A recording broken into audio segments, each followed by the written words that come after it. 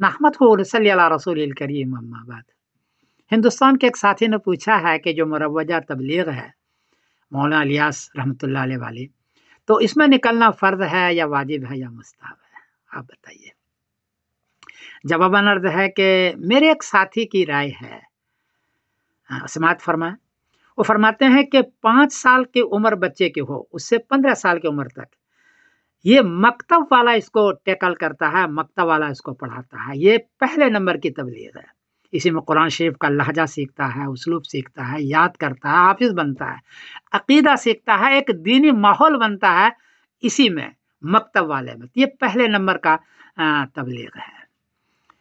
दूसरा, 15 साल से लेकर के 22 साल की उम्र तक, इसमें मदरसे वाले काम करते हैं, आलिम बनाते हैं, मुफ्ती बनाते हैं, बड़े बड़े दक्काक किस्म को उलमा पैदा करते हैं।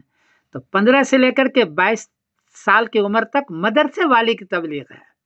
और इन दोनों उम्रों में जमात वाले का कोई ख़ास दखल नहीं है, क्योंकि वो ले जा ही नहीं सकते जमात में, इसलिए उनका दखल नहीं है।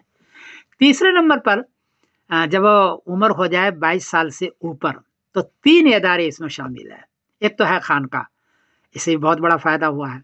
पिछले ज़माने में तो खानकाओं से बहुत तरबियत हुई है, बड़ी बड़ी तरबियतें हुई है।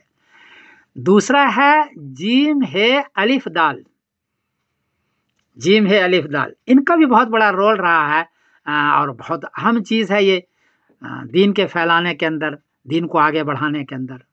और तीसरा है मुरव्वजा तबलीग।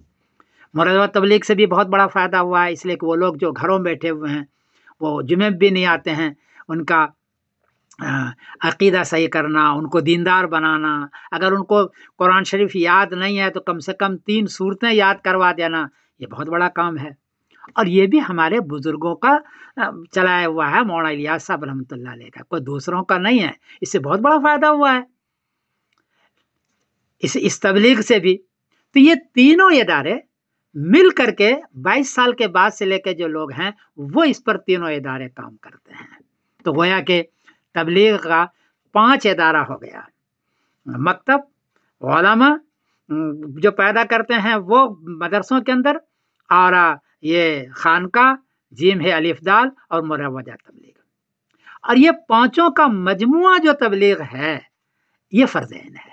इसलिए कि आपको कुरान शरीफ पढ़ना है नमाज के अंदर, और कुरान शरीफ सीखना है। अब जहाँ सीखें, मकतब में सीखें, मदरसे में सीखें, तबलीग में सीखें, वो फ़र्ज़ होगा, वो फ़र्ज़ है। तो पांचों का मजमुआ जो है ये फ़र्ज़ है। इंडिविजुअल मुरव्वजा तबलीग वो फरमाते हैं कि वो तो या तो मुस्तहब है या सुन्नत गैर मुअक्कदा है, सुन्नत गैर मुअक्कदा। क्योंकि सुन्नत मुअक्कदा के लिए इस नाम के साथ हदीस चाहिए, काला रसूलुल्लाह सल्लल्लाहु अलैहि वसल्लम, और वो आपको इस नाम के साथ नहीं मिलेगी। फ़ी सबीलिल्लाह का लफ्ज़ मिलता है, फ़ी सबीलिल्लाह, अल्लाह के रास्ते में, उसमें जीम है अलिफ दाल भी है, और भी है, और ये भी है। इसलिए ये या तो मुस्तहब है मुरव्वजा तबलीग में निकलना या तबलीग करना, या सुन्नत गैर मुअक्कदा है, वो ये फरमाते हैं।